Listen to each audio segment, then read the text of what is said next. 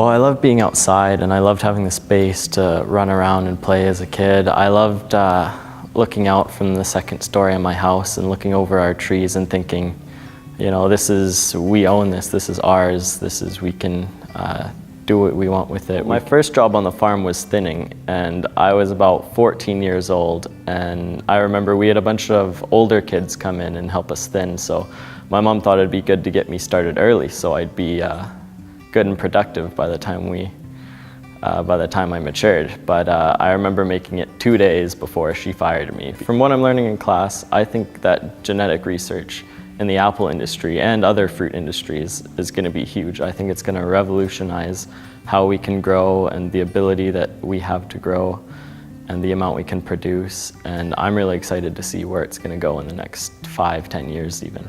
Yeah, one of the problems we have is the soil. Some of our soil is pretty rocky, and we'll plant trees and a good third of them won't grow, or they'll take 3 times as long to grow just because it's so rocky and we can't get the nutrients that they need. One of the most important things I think I've learned is if something needs to be done, you just gotta go do it. You can't put it off. You have to spend the money if it requires money. You can't be cheap. You gotta put the effort in, and you gotta make sure when you do it right, and you do it in a way that's gonna be efficient for your orchard, because if you do it and it's not the way it's supposed to be, you're gonna have to redo it again in a month or a year's time, and that just causes a lot of problems, and it'll come back to get you.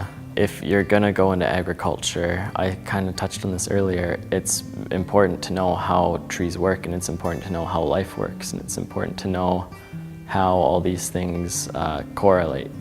Even if you go through school and you get your ag degree and you end up not using half the things you learn, which is likely in some fields, it's still important to know. It still gives you a more well-rounded education. It helps shape the way you think and see things and the way you work through problems.